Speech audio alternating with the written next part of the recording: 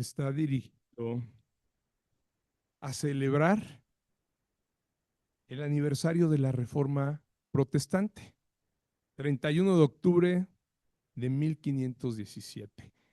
Y está titulado Las 5 solas del protestantismo. Son esas que ven en la pantalla de abajo. Y aquí trajimos un cuadro que mi esposa me regaló en mi cumpleaños, que lo pintó, precisamente porque podemos hoy entender la importancia que tuvo eso para nosotros. Voy a tratar de rogué al Señor que me diera la oportunidad de poder resumirlo lo más posible, porque la realidad es que cada una de las solas sería una prédica. Entonces, le pedí al Señor que lo pudiera reducir en una sola para que pudiéramos después volver a retomar nuestra serie del Evangelio de Lucas. Ruego al Señor que me permita hoy podérselos presentar de la manera más clara y más concisa. El 31 de octubre, como les decía, de 1517, es una fecha que en verdad debemos recordar. Ese día que hubiera parecido como cualquier otro, un día común y corriente en Wittenberg, Alemania, sucedió que un monje clavó 95 tesis en la iglesia del castillo de Wittenberg. Este monje, Martín Lutero, ni se imaginaba siquiera que estaba iniciando formalmente la reforma protestante. Él no traía una intención revolucionaria, no quería separar a la iglesia, solo era una protesta contra el abuso que se estaba haciendo sobre las indulgencias. Y lo cual en verdad era un sentimiento legítimo, ¿eh? Era el sentimiento legítimo de un monje que veía que se cometían injusticias, abusos al vender estas indulgencias, porque las indulgencias tenían un valor monetario, costaban. ¿Sí? Era un abuso que él mismo había vivido en su propia carne, pues él tenía gran pesar por sus familiares que habían muerto y que según Roma estaban padeciendo en el purgatorio por un tiempo que podía ser muy largo, ¿no? Dependiendo de la cantidad de pecados de las personas, ¿no? Y no había quien pudiera librarlos de ese pronto, más bien librarlos pronto de ese castigo, ¿no? Podía alargarse muchísimo. Y lo único que los podía liberar era tener el dinero suficiente para poder comprar las indulgencias necesarias.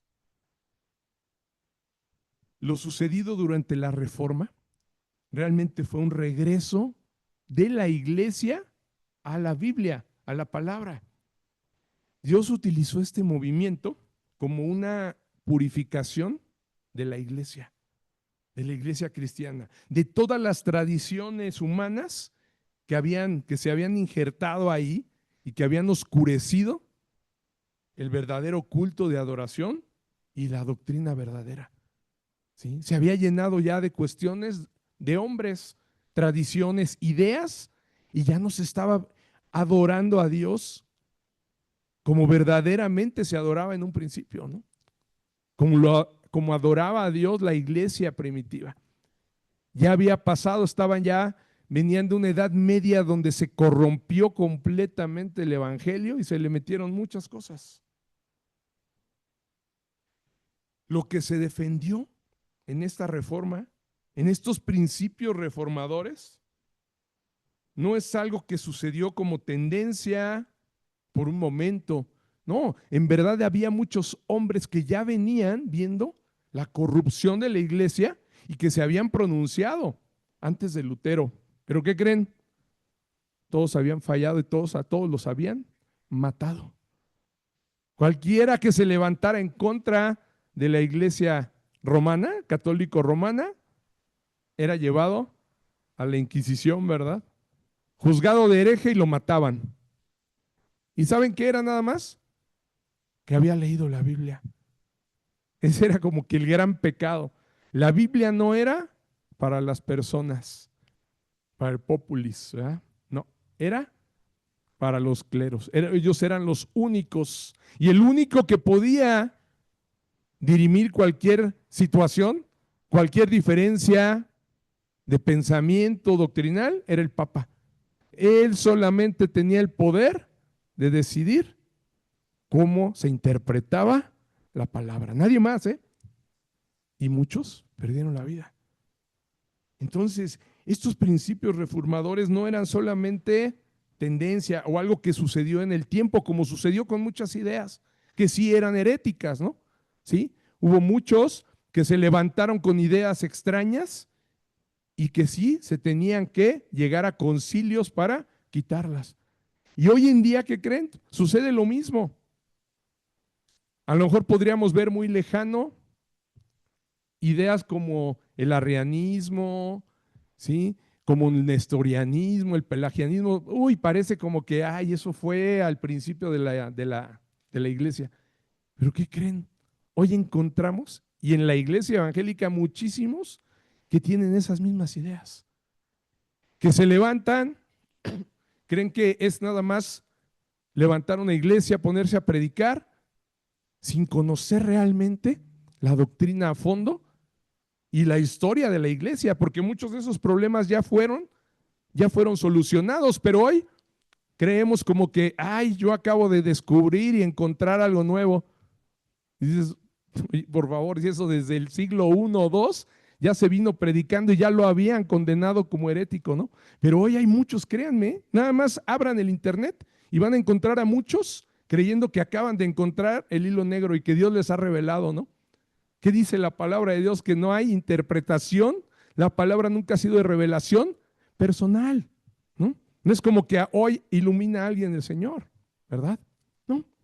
Entonces, esos principios no eran solo una tendencia, verdaderamente eran ideas que traían principios bíblicos, que eran atemporales, no eran nada más de ese tiempo, eran cosas atemporales, no tenían, ¿sí? Nada más vigencia en ese momento, atemporales. ¿Y qué quiero decir con atemporales?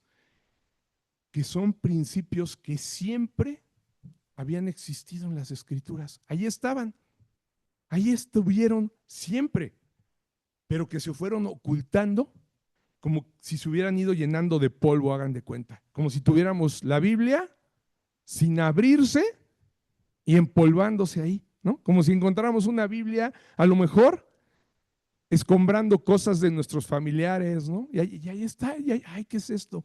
Le tuvieron que quitar el polvo porque no la leía nadie, ¿sí? Incluso les quiero decir que en el convento agustiniano donde estaba Martín Lutero, este monje, ¿qué creen? Había una cadena agarrada, una Biblia, había una sola Biblia con una cadena. O sea, no cualquiera la podía leer. Estaba encadenada para que ninguno se la llevara a su cuarto, ninguno se la llevara, no. Ahí estaba encadenada, imagínense. Para poderla leer, pues seguramente tenías que esperar tu turno, ¿no? Y a ver quién la estaba leyendo. Increíble, ¿verdad? ¿Cómo podía suceder esto?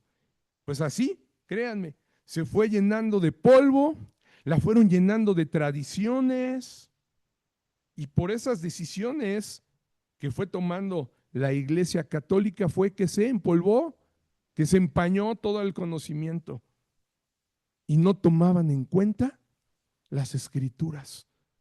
Solamente lo que decía el Papa. Imagínense, qué peligro, ¿verdad?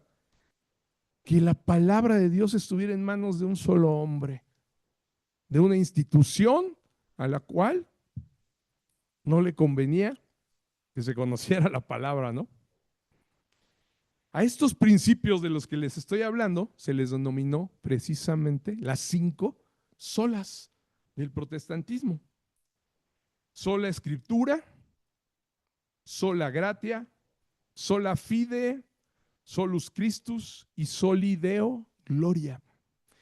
En latín, porque recordemos que en ese momento ya el idioma que predominaba y más en las cuestiones religiosas era el latín. Hace rato escuché que por ahí platicaban, ¿verdad?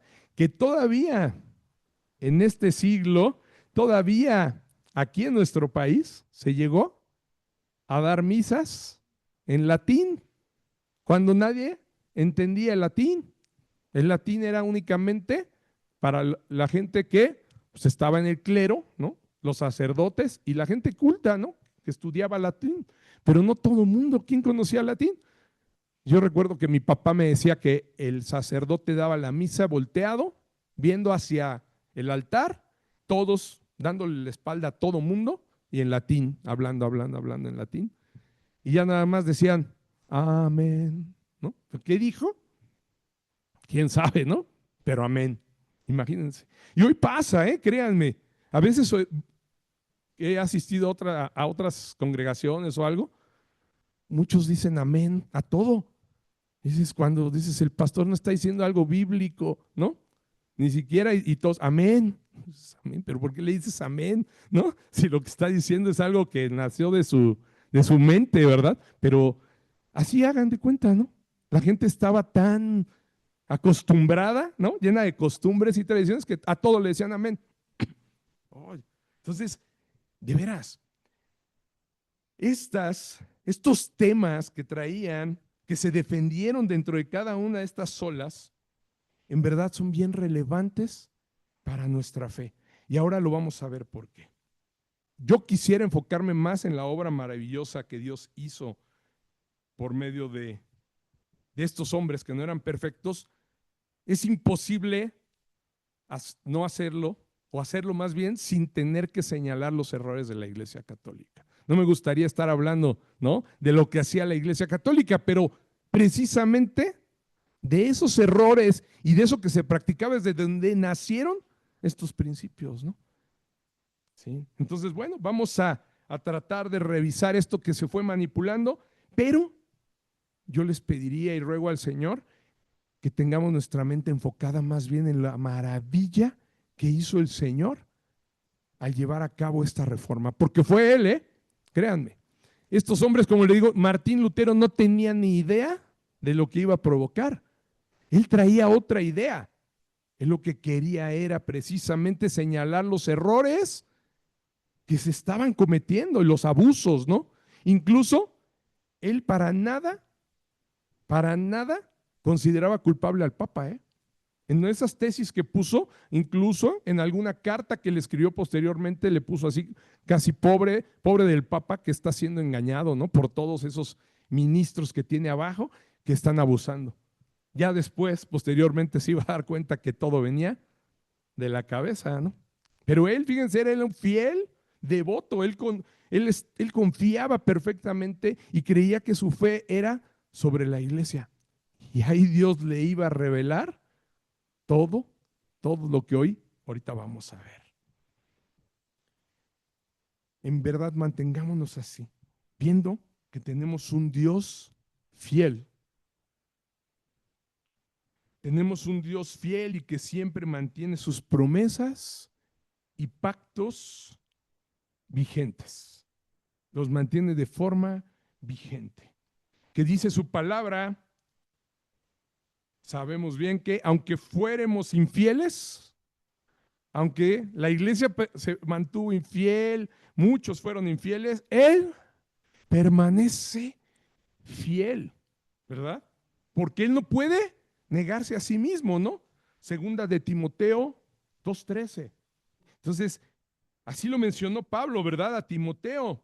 Segunda de Timoteo 2:13. Si fuéramos infieles, Él permanece fiel en todo momento, a pesar de nosotros, a pesar de nuestro comportamiento, de nuestras ideas, de que siempre estamos queriendo cuestionar, ¿verdad? A Dios, Él permanece fiel y no puede negarse a sí mismo. Y en este evento lo demostró Él con toda claridad que Él es fiel, a pesar de los hombres perversos que habían tomado la doctrina. Y más que los reformadores, fue Él obrando para preservar y volver a sacar a la luz la fe verdadera. La fe verdadera, ¿para quién? Para su iglesia. Él quería que conociéramos verdaderamente lo que Él había dicho por medio de su bendita palabra, lo que ya había dejado revelado en su palabra. Él quiso volver a mostrarse a nosotros y que pudiéramos entender nuevamente lo que Él nos mandó en su palabra. ¿Cuáles eran sus mandamientos? ¿Cuáles eran sus ordenanzas? No las ordenanzas de la Iglesia Católica Romana, ¿verdad? No, las ordenanzas para toda su iglesia católica, su iglesia universal, no la romana, no la del Vaticano, sino todos nosotros, los que en verdad creemos en Él y estamos dispuestos a obedecerle. Y por eso es que el primer principio que vamos a ver y el que salió a la luz una vez que Martín pegó esas 95 tesis ahí en esta iglesia es el principio de sola escritura. ¿Sí? Aquí los tenemos en español, ¿no? El primero es sola escritura, después sola fe, sola gracia, solo Cristo y solo a Dios la gloria. Y a mí me gustó ponerlos en este orden. Algunas veces lo van a encontrar como primero sola escritura y luego sola gracia, ¿no? Pero este orden, considero yo, que es como un orden de importancia, fíjense. Sola escritura, sola fe y sola gracia son como tres pilares, ¿así? En donde descansan los otros dos más importantes, que es solo Cristo y solo a Dios la gloria, el más importante. En este cuadro quizá los ven en otro orden, pero me gustó porque en medio y en letras doradas y más grandes está el más importante, que solo Solideo gloria. Solo a Dios la gloria. Vamos a ver primero sola escritura. ¿En qué consiste este principio?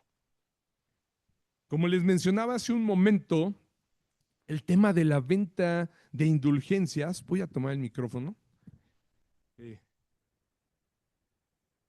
no me tape y no me aleje tanto y luego se escuche en la grabación como que no, como que baja el volumen.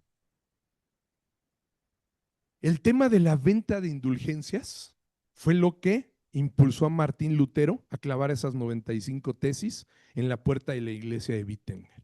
Más otros abusos, pero el principal que más le llegó a su corazón y que le hizo ver que estaban abusando fue ese. Y no era realmente la intención querer separar a la iglesia, como les decía, no era querer crear una nueva religión, era manifestar ante los ojos de las autoridades de Roma y a los teólogos los abusos que se estaban cometiendo, vendiendo algo que en verdad no se puede comprar con dinero, ¿verdad? La salvación y el perdón de pecados, ¿se podrá comprar con dinero? No, ¿verdad? Ni con obras siquiera, ni con buenas obras podemos comprar la salvación. La salvación es gratuita. Las indulgencias, ¿qué creen? Prometían liberarnos del castigo temporal que merecen nuestros pecados. Así como lo oyen, ¿eh? La Iglesia Católica Romana consideraba que los castigos llevaban un castigo que no era eterno. Había una parte que era un castigo temporal, solo por un momento, por un tiempo, ¿no? ¿En dónde se pagaba ese castigo? En el purgatorio, ¿verdad? Es lo que ellos decían. Sin un sustento bíblico, por supuesto, ¿verdad? Volvemos a ver que era tradición que habían ellos ido generando, ¿verdad? No solo creían que los niños, por ejemplo, eran librados del pecado original por medio del bautismo, ¿no? ¿Sí? Ellos creían que con el bautismo ya el pecado original quedaba limpio, sino que además creían que cuando ese niño creciera, ¿sí? Ese niño a lo mejor ya lo bautizamos, ya. Yo me acuerdo mucho que decían las abuelitas, ¿no? Y la tradición católica decían, ya le sacaron el chamuco al niño, ¿no? Cuando lo bautizaban, ¿verdad? Y si no lo habías bautizado, ¡ay! ¿No le han sacado el chamuco? ¿No? O sea, verdaderamente ese bautismo, el puro ritual, no es el que perdona los pecados, ¿no? Sabemos que es el bautismo en fuego por medio de nuestro Señor Jesucristo, ¿no? El verdadero bautismo es ese, el que quita los pecados, el que nos redime, ¿no? No el bautismo con agua, ¿no? Ese es un símbolo de nuestra fe, ¿no? Posteriormente, pero, y lo sabemos, ¿no? Y lo podemos comprobar. A todos, a la mayoría en este país, nos bautizaron de niños, ¿no? Seguramente, porque pues aquí prevalece, ¿no? La fe católico romana. Pero realmente eso nos salvó. Yo te diría, ve a la cárcel o ve a cualquier lugar y pregúntale si están bautizados. Y todos levantan la mano. ¿Qué pasó? No, pues no que ese bautismo, pues no es eficaz, porque no era verdad. Lo que sí era verdad quizá es lo que ellos decían, que esa persona iba a seguir creciendo y pecando, ¿verdad? Pues sí, por supuesto. Pero ellos le dan una solución, entonces dicen que esa persona que iba a seguir pecando iba a necesitar algo más que lo librara, ¿sí? Del castigo que se merecía por esos pecados, ¿no? Ay, no, ese niño, ¿cómo lo ayudamos ahora, no? Ya, el bautismo ya lo quitó del pecado original, él ya va al cielo, pero ahora, ¿cómo le hacemos para todos los pecados que va a seguir cometiendo, no? Entonces ahí es donde sale la penitencia, las indulgencias, ¿no? O sea, obras para poder lograr minimizar el castigo que se merecen todos antes de ir entre comillas, ellos decían que todos iban al cielo por haber sido bautizados, antes de pasaban al purgatorio y entonces había que ayudarles, ¿no? Con todo ese peso que llevaban y que tenían que pagar, ¿no? Y que seguramente se definía por la cantidad de los castigos, de los pecados, ¿verdad? Más bien, se les daban castigos. Se habla incluso de que había castigos veniales y castigos mortales, y pecados veniales y pecados mortales, ¿no? Había unos peores que otros, había niveles. Cuando hoy sabemos que pecado es pecado, ¿eh?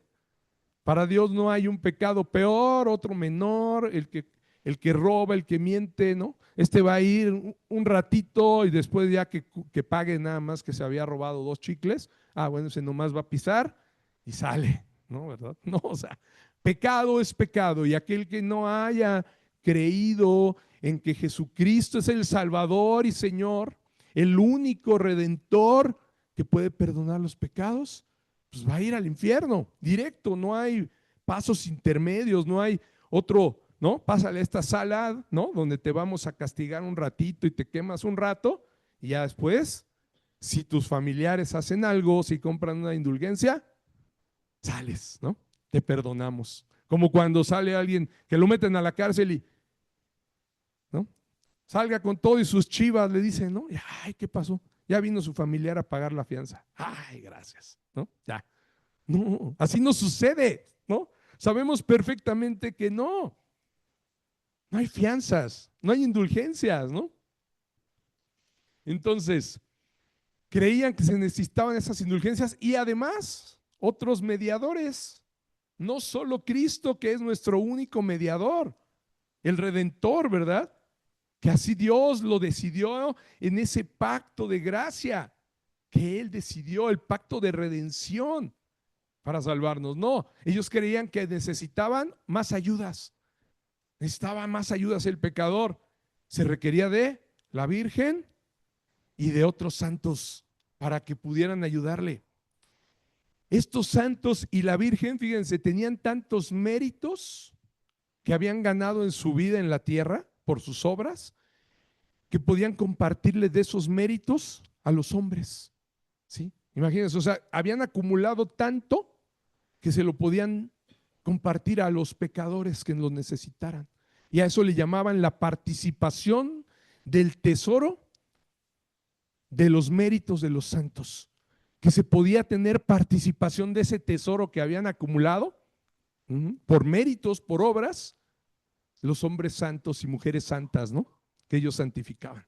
Y de ahí podían tomar, para ir, pásame tantito, ¿no? Hazme una transferencia, ¿verdad? De tu tesoro al mío para que baje mi castigo, mi tiempo ahí en el purgatorio.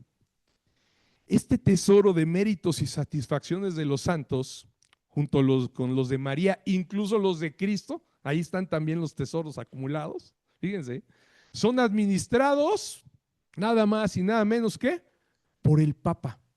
O sea, Cristo con sus méritos lo metió ahí en el tesoro, la Virgen María por sus méritos los metió en el tesoro, todos los santos metieron en el tesoro, y el administrador de ese tesoro era el Papa, era el que podía tomar de ahí y hacer transferencias, ¿no? Así, a los que les hagan falta. Imagínense, yo sé que hoy, pues porque conocemos la verdad, esto nos suena quizás hasta ridículo, ¿no? O sea, suena como, ¿cómo crees? O sea, pues ¿cómo van a estar los tesoros ahí almacenados y el Papa te da y él es el administrador, ¿no? Hasta los de Cristo. O sea, fíjense qué ofensa, ¿no? Qué herejía tan grande. Pero así se creía, así lo creía la gente. Confiaban en eso y Martín Lutero en un momento confió en eso. Él creía que podía sacar a sus familiares, a sus abuelos muertos por medio de las indulgencias. Él llegó a comprarlas, compró indulgencias y hizo lo que le decían. Subió a una iglesia en Roma, incluso de rodillas, besando cada escalón, así subía la gente, creyendo que esa era la única manera de que funcionara una indulgencia. Había obras para que esa indulgencia, además de que ya habías pagado, ¿sí? Todavía tenías que hacer cosas, ¿sí? Tenías que hacer algo más. Y me voy a tomar unos minutos más, pero me llamó mucho la atención. Por eso dicen que en verdad yo creo que sí, los teléfonos, Facebook nos escuchan, ¿eh? Hoy estaba en la mañana, una persona me había pedido una propiedad y dije, bueno, a ver si encuentro algo para mandársela, ¿no? Y curiosamente, cuando me meto a ver en Facebook y pedir la información, me sale de un muy buen amigo que quiero y que pues tengo mucho pesar por su alma, que compartió, esto es una imagen de una virgen. Ay, a ver, déjenme ver si me abre para leerles. Y dije, híjole, ¿qué es esto, no? Entonces, cuando lo abro, leo que es una indulgencia. O sea, esas indulgencias, ¿qué creen? No se han acabado. De hecho, en 2013 todavía, en Brasil me parece, que pusieron una indulgencia monetaria que se podía comprar. Y hoy creo que en los aeropuertos las venden allá en el Vaticano, las puedes comprar para enviarlas por WhatsApp. O sea, esto no es un tema de aquella época, ese sigue siendo actual. Por eso también los escuchaba en lo que estaba conectando, escucho muchas cosas, ¿no? Cuando hablan. Por ahí decían, ¿no? Que al parecer ya quiere volverse a unir, ¿qué iglesia? Una iglesia de Inglaterra, ¿no? Parece ser que hay una iglesia anglicana que ya se quiere unir otra vez al Vaticano, a Roma. Y por ahí sabemos que hubo una iniciativa de Francisco que quiere quitarles la excomunión a los luteranos. Y los luteranos parece ser que están contentos. O sea, eso es algo imposible. Nosotros no tenemos, en verdad, hay cosas que nos separan, se han hecho cismas enormes, ¿no? Así, que nos separan de ellos. No podemos reconciliarnos con ellos mientras sigan pensando que puede haber venta de indulgencias, ¿no? Que se puede ganar por obras la salvación, que María es intercesora, podríamos decir nosotros, no, sí, nos podemos volver a juntar, ¿son nuestros hermanos? No, no pueden ser nuestros hermanos cuando nieguen que la salvación solo es por Cristo y que es únicamente la Escritura la que tiene el poder para poder dirimir cualquier situación, para definir cualquier duda, no el Papa, no, lo que diga la palabra, ¿verdad? Entonces, les voy a leer esto, que es increíble, fíjense. Por eso dije, no, se los tengo que compartir. Dice, usted puede enviar al cielo a un familiar o amigo fallecido. Usted, ¿eh? ¿Alguien tiene aquí, ahorita que es día que se celebra en este país, Día de Muertos, tiene algún difunto? Sí, ¿no? Todos hemos padecido ese dolor, ¿verdad? De perder un familiar. Pues, ¿qué creen? Imagínense, así como en el tiempo de Lutero, así se me figuró el monje Tetzel, que ya les platiqué una vez, ¿no? Que anunciaba con fanfarrias que traía la indulgencia más poderosa dada por el Papa León, donde cualquiera de ustedes, ¿no? En cuanto suene la moneda, sale un alma del purgatorio, ¿no? Y decía, incluso si alguno se atrevió de aquí a violar a la Madre de Dios, a la Virgen María, aunque se atreviera, con esta indulgencia sale. Así eran de cínicos, créanme. Buenos hombres, les decía, ¿no? No sean ustedes casi idiotas. Tienen aquí esto para salvar a sus familiares. De esa manera se conducían. Y fíjense lo que dice aquí.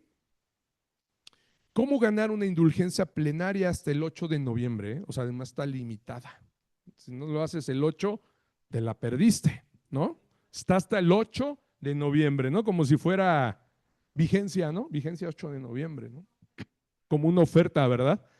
Sí, ya casi hay que ponerla bajo permiso de gobernación, ¿no? Y ¿no? O sea, dice, queridos amigos, en noviembre la iglesia conmemora a los fieles difuntos. Hasta el 8 de noviembre ustedes pueden ganar una indulgencia plenaria para una persona fallecida, un familiar o un amigo. Por ejemplo, de modo que si esa persona está en el purgatorio, salga de allí y vaya enseguida al cielo. O sea, ya no tenga que cumplir su tiempo y su condena. ¿Cómo es esto posible? Mediante la comunión de los santos, que el Papa Francisco explicó así el miércoles pasado. Esta es una publicación del año pasado.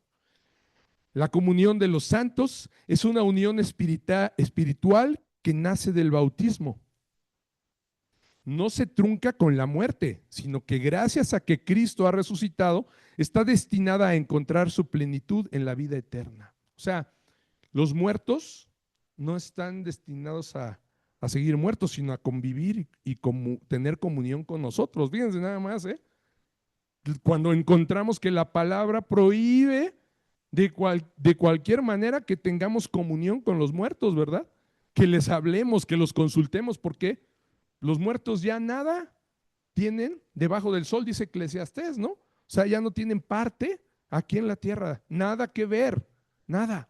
Pero ellos dicen que sí, que hay forma porque el bautismo lo permite, ¿sí? Y la resurrección de Cristo, o sea, los juntan, ¿no? Para dar oportunidad que los muertos sigan conviviendo con nosotros. No, pues. Dice,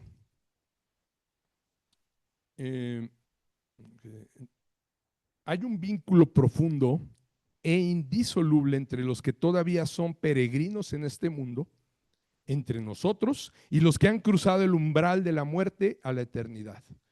Todos los bautizados en la tierra, las almas del purgatorio y todos los beatos que están ya en el paraíso, forman una única gran familia. Esta comunión entre tierra y cielo se realiza sobre todo en la oración de intercesión. Los santos interceden por Dios por nosotros y nosotros podemos rogar al Señor por las almas del purgatorio. Intercesores ante Dios, los santos. Le están quitando y robando la gloria al Señor Jesús.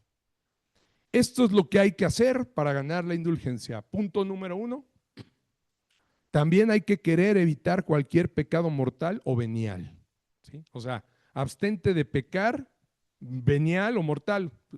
O sea, lo mismo, ¿no? No hagas pecado. 2, también hay que querer evitar cualquier pecado, perdón, mortal o venial. 3, hay que cumplir 3 condiciones: confesarse, recibir la Santa Comunión y rezar por las intenciones del Papa. Por ejemplo, un Padre Nuestro y un Ave María, pero es posible rezar otras oraciones según su piedad y devoción. O sea, ahí sí hay libertad, la que quieras, ¿no? Si se te hace larga una, pues escoge una cortita.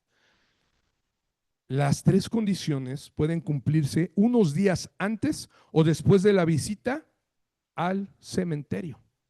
O sea, no nada más reces, sino ve al cementerio. Tienes que ir ahí a hacerlo. Dice, pero es conveniente que la comunión y la oración por las intenciones del Papa, ¿sí?, se realicen el mismo día, ¿eh? O sea, si no lo haces el mismo día, no rezas por… ya no funcionó.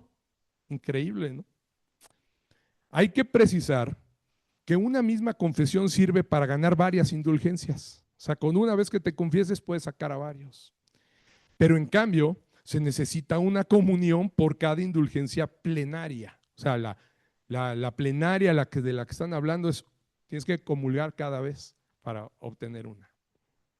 Así como una nueva oración por las intenciones del Papa, otra vez, por las intenciones del Papa, y una nueva visita al cementerio.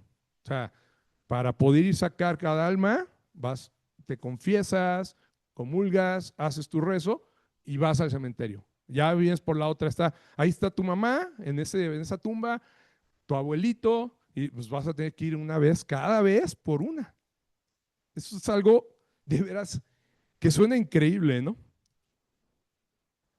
Sí, sí, exacto. Por eso dicen 8 días, porque si no, no te alcanza y apúrate, ¿no? Pues tienes para 8 nada más. Bueno, la indulgencia plenaria únicamente puede ganarse una vez al día, ¿eh? Por eso ahí está, ¿no? O sea, una vez al día, ¿no? Por eso dice, como dice mi hermano, por eso dan 8 días, ¿no? Porque es una vez al día nada más, nada de que no hagas trampa, ¿eh? Ya comulgaste 2 veces, te confesaste 2, 3 y ya fuiste 3 veces corriendo, ¿no? Increíble. Imagínate, pues el día 8 iba a estar, con razón luego hay mucho tráfico. Pues sí. Un ejemplo, si deseo ganar 3 indulgencias plenarias para 3 personas, debo realizar 3 visitas al cementerio en 3 días distintos. Y en cada uno de esos días debo rezar por los difuntos en el cementerio, ir a comulgar y rezar por las intenciones del Papa. Pero es suficiente que vaya a confesar una sola vez dentro de esa semana. Bueno, una confesión, pero cada día seguir, rezar, y etcétera. Una vez cumplidas estas condiciones, la persona por la que ustedes deseen aplicar la indulgencia podrá entrar en el cielo. ¿No creen que es hermosa la comunión de los santos? Dicen todavía, qué hermoso, ¿verdad? Que hay chance de hacer cosas, ¿no? De que tú puedes… Ay, Dios mío, y las personas que no tienen carro, que están enfermas, pues ya ni modo, sus familiares a seguir pagando, ¿verdad? Increíble. Enviemos al cielo, con signos de admiración dice, enviemos al cielo a una persona querida, ya que el Señor nos da esta posibilidad. No se puede hacer un regalo más grande. Todos querríamos que nos lo hicieran a nosotros. Compartan este post para que más personas tengan esa posibilidad. Muchas gracias. Hijo. De veras que es increíble, ¿verdad? Es increíble lo que puede hacer el ser humano sin conocimiento de la palabra, ¿no? Porque yo les diría, hay mucha gente haciéndolo. Hay mucha gente que a ciegas cree estas cosas. El jueves que estábamos en clase, hablábamos de un tema similar, ¿no? Sobre lo de los días de muertos y todo, los muertos chiquitos y los grandes, ¿no? El 1, el 2, todo. Y me acuerdo que estaba ahí, que era a mi lado, y de veras se quedó así como, o sea, hasta a los niños les parece ridículo, ¿no? O sea, ¿cómo? Hay un día para muertos chiquitos y otro para grandes, ¿no? O sea, cosas en verdad, pero que tú se los dices a alguien y las cree y las practica y las hace, ¿eh? O sea, esto que parece broma para nosotros, para muchos, sí van y lo hacen. Creen en verdad que con eso van a ganar el alma y que están haciendo algo por los demás. ¿Dónde quedó el sacrificio de nuestro Señor Jesucristo ahí? ¿En dónde están dejando la muerte, el sufrimiento que padeció, la humillación que Él mismo decidió padecer por nosotros? ¿Para qué? Si podemos nosotros, ¿verdad?, hacer algo. De veras eso es algo, es una herejía. La Iglesia Católica Romana nos excomulgó a nosotros, a los protestantes, se les dice, ¿no? ¿Quiénes son los que deberían de estar excomulgados, no? Son ellos por estas herejías. Es increíble en verdad. Pero este tesoro de méritos y satisfacciones de los santos, como les decía, es administrado por ellos. Y principalmente las plenarias, como dice, son por el Papa. Este puede transferir lo que requiera a la cuenta de los pecadores y lo hacían en ese momento por medio de un pago monetario, ¿no? Costaba, ya pagaste, entonces le paso a tu familiar, ¿cómo se llama? ¿No? Aquí está, y ahí lo ponían, ¿no? Y ya, ahí está tu indulgencia. Ahora haz todo lo demás, ¿no? Hazte todo lo demás que falta y aquí le pasamos a la cuenta. Es increíble, ¿no? Entonces, nos damos cuenta que lo que Dios hizo por medio de reformadores como Lutero, hubo otros más, Calvino, Zwinglio, Knox y muchos más, fue volver a darle la oportunidad a su iglesia verdadera, a los que han creído en él, de recibir la revelación por medio de la Biblia y librarnos de aquellos que tenían oculta la palabra, ¿verdad?, por medio de tradiciones y abusos como el que les estoy leyendo. En verdad debemos de dar gracias a Dios porque por medio, de esta reforma, la luz de la Escritura llegó a nosotros. Porque si no, ¿qué creen? Seguiríamos quizá haciendo lo mismo, ¿eh? Ahorita estaríamos, en lugar de estar aquí, estaríamos en los panteones, llenos los panteones, en los cementerios, de gente rezando, ¿no? Y solo es en estos días. El cempasúchil, ¿verdad? Sí, así es, con las tradiciones y además sincréticas, ¿no? Con un sincretismo que está mezclado, ¿no? Porque además esas tradiciones que aquí se viven en México son prehispánicas, ¿no?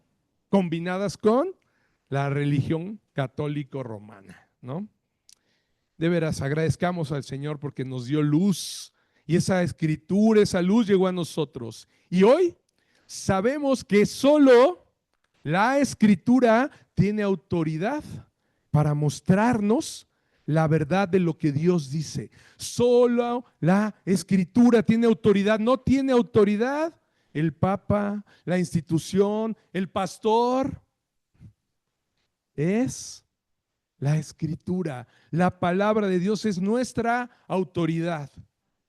Si la palabra de Dios lo dice, nosotros lo tenemos que hacer.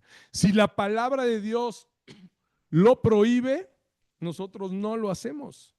Pero que lo diga la palabra de Dios, no la idea de un pastor que de repente se le ocurrió, ¿sí? Y que leyó 2, 3 textos y lo saca de contexto para que de repente todos, ahora vamos para allá, ¿no?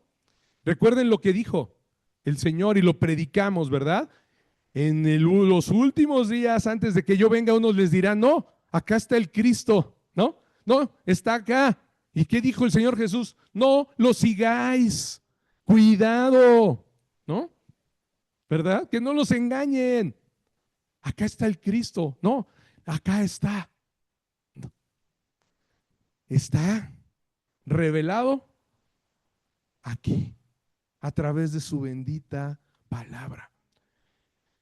Por eso insistimos siempre, ¿no? Parece que a veces me siento disco rayado cuando les digo tienen que leer Tienen que leer la palabra, tienen que estar meditando en ella, estudiando. Hay que entrar a los discipulados porque muchas veces también todas estas ideas, todas las herejías que creen salieron de una persona que leía y se le prendía el foco. ¿Eh? Ya sé que.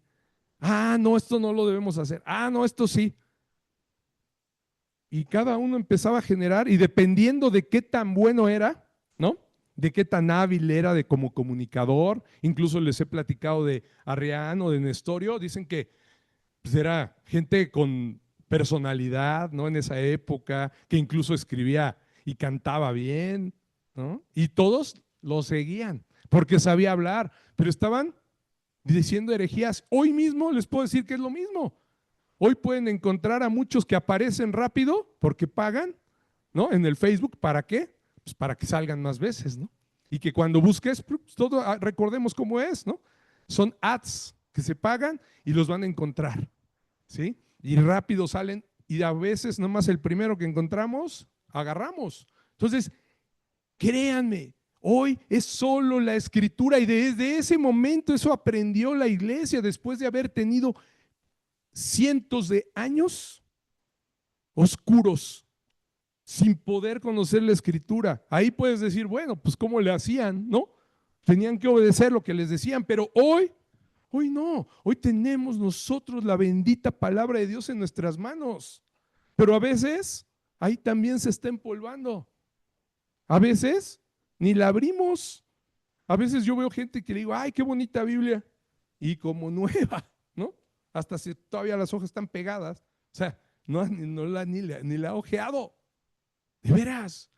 La Biblia es para leerse, para anotar, para tener, estudiarla y trazarla y ver, ¿verdad? Pero a veces está guardadita, como en la tradición católica romana, ¿verdad?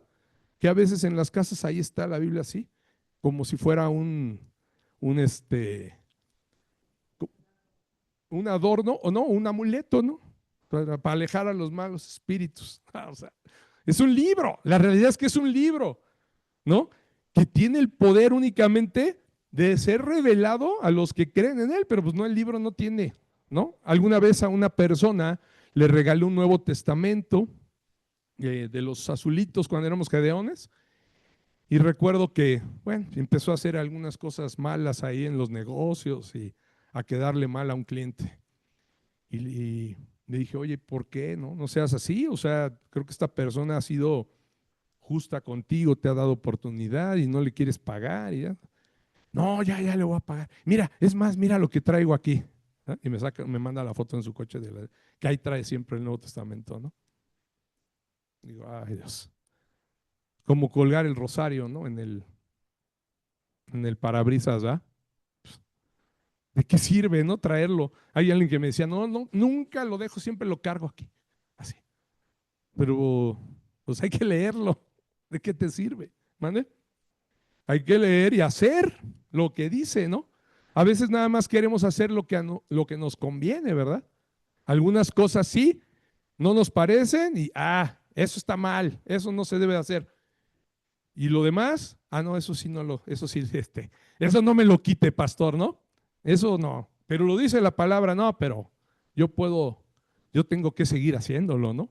Porque yo no lo veo mal. Yo no lo veo mal, yo. Pero no eres tú el que lo tiene que ver bien o mal. Tiene que ser la bendita palabra de Dios, la autoridad, la que lo dicte.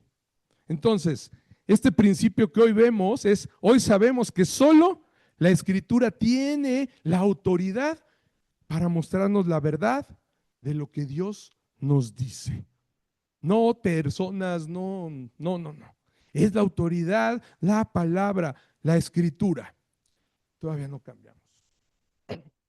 Durante muchos años fue la Iglesia Católica Romana la que quiso definir estos asuntos, ¿no? De la palabra de Dios, pero no se basaba en este principio, ¿verdad? De la sola escritura. Se basaba en lo que ellos decían. La palabra en ese entonces, la tradición, los concilios y la autoridad del Papa eran los que decidían y designaban qué se hacía, qué no se hacía, qué estaba bien y qué no. ¿Ok? Pero lo que nos dice este principio de sola escritura es que solo la palabra de Dios rige cualquier asunto de las cosas de Dios y de nuestra vida. Y si hay algún error, alguna diferencia, solo puede conciliarse por medio de la escritura. ¿Sí? Alguna vez se los dije, ¿no? Cualquier pasaje oscuro, porque los existen, ¿no? El mismo Pedro decía que Pablo hablaba a veces de maneras que no se le entendía, ¿no? Y que los indoctos, ¿qué dice? Que ahí se quebraban, ¿verdad? Pues, ¿qué creen? Por muy oscuro que parezca un pasaje muy difícil de entender, se debe de interpretar con la Biblia misma. Es la misma Biblia la que debe de mostrarnos qué significa cualquier versículo que sea difícil de entender, cualquier cosa que digamos, híjole, es que esto cómo es. La misma escritura nos debe de dar esa luz. No por medio de lo que se dice o se hace, nada más porque lo dice una persona o por la tradición, no. O porque lo decidieron algunos hombres, no mucho menos porque lo dice el Papa, ¿no? La escritura es suficiente para mostrarnos la verdad. La escritura es suficiente. Eso es otro de los principios que están dentro de la sola escritura, que la escritura es suficiente para mostrarnos la verdad. Ahí debemos de encontrarla. Fíjense algo. Cuando Lutero fue llevado ante Carlos V en la dieta de Worms, el 17 de abril de 1521, Carlos V era en ese momento, yo creo que el hombre más poderoso del mundo, como si hoy dijéramos Trump, ¿no?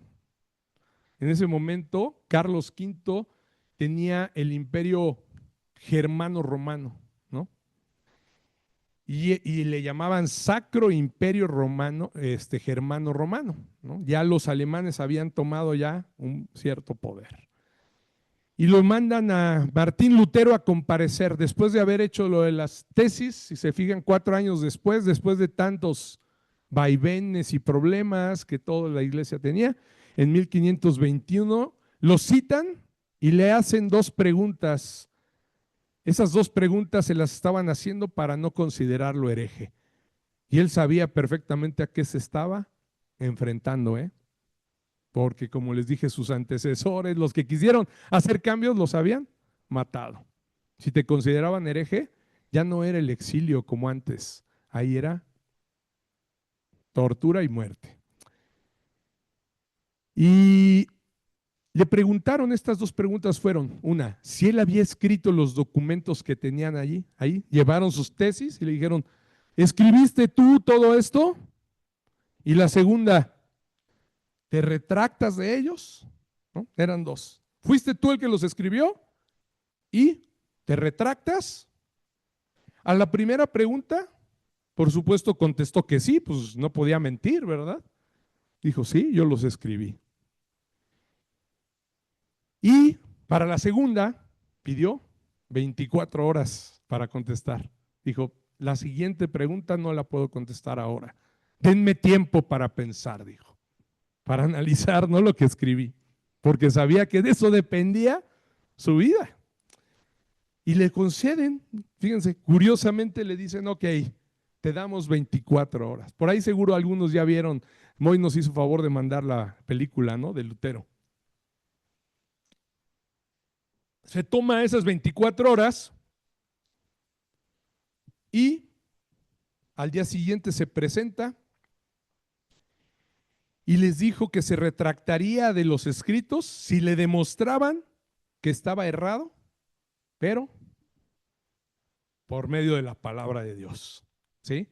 Me retracto si ustedes me demuestran que estoy mal, que yo erré, pero usando la Biblia, ¿no? Hijo. A lo que por supuesto, ¿qué creen que le contestaron? Pues que no, ¿verdad? No estaban, le dijeron, no estamos dispuestos a discutir, no venimos a eso. Venimos para preguntarte si te retractas o no. Nada más necesitas decir sí o no. Y Lutero pronuncia algo que es maravilloso, fíjense.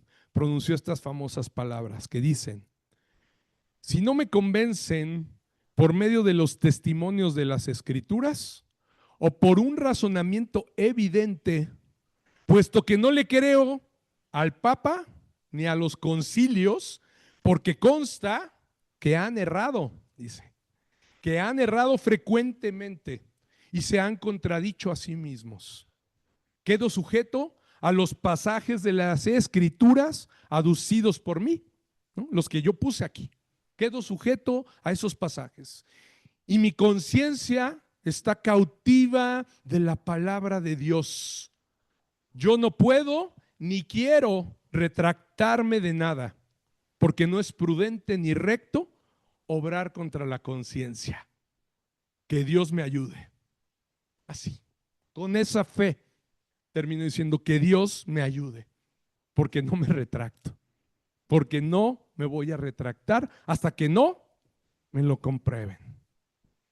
Por supuesto, no estaban dispuestos a, me imagino, y de veras, pues, aunque tenían consejeros, ¿verdad? Cardenales y todo, pues no, a ellos no les interesaba, o sea, no querían revisar la Biblia. Lo que querían era que se callara ese hombre, que estaba causando un revuelo enorme, porque para ese entonces, ¿qué creen?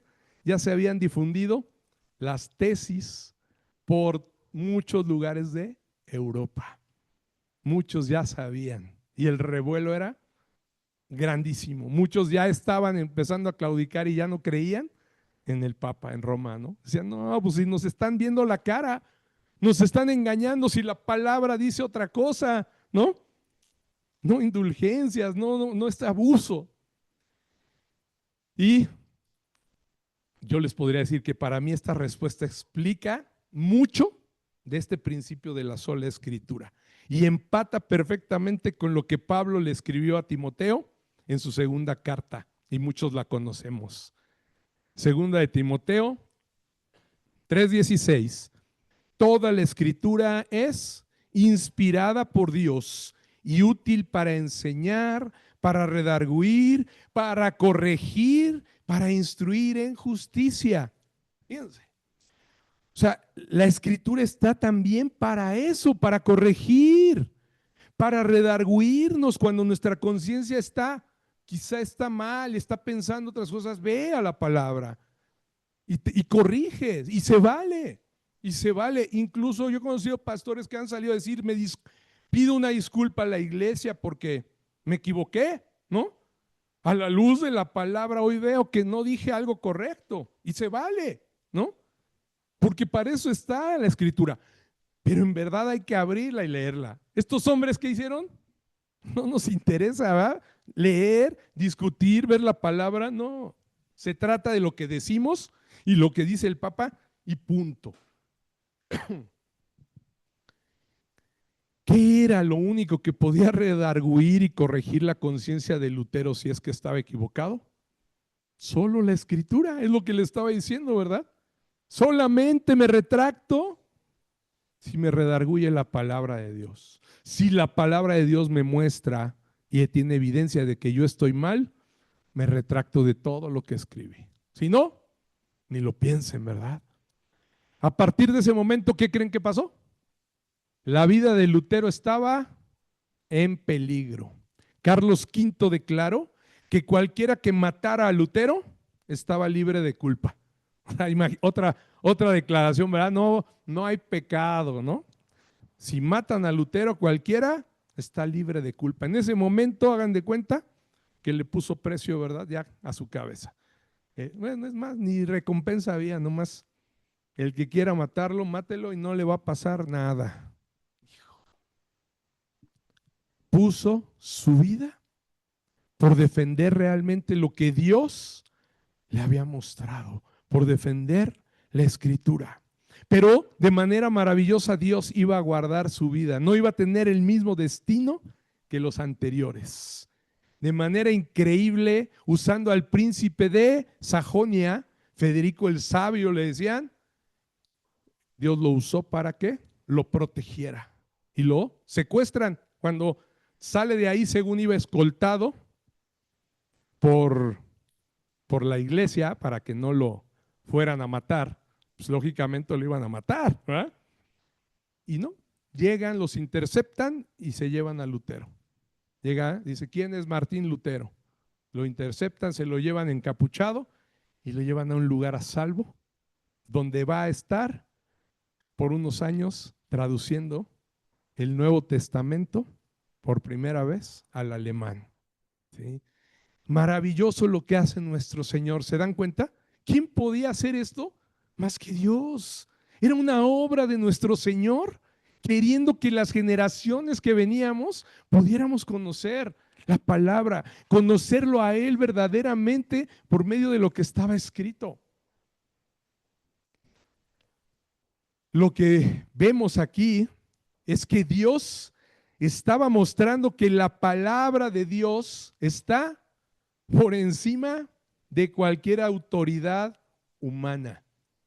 Es lo que significa el principio también de sola escritura, que la palabra de Dios está por encima de cualquier autoridad humana. Así lo hayan elegido, así hayan votado por él, así haya habido un cónclave y lo pongan, sea quien sea, no puede tener mayor autoridad que la bendita palabra. Eso es sola escritura.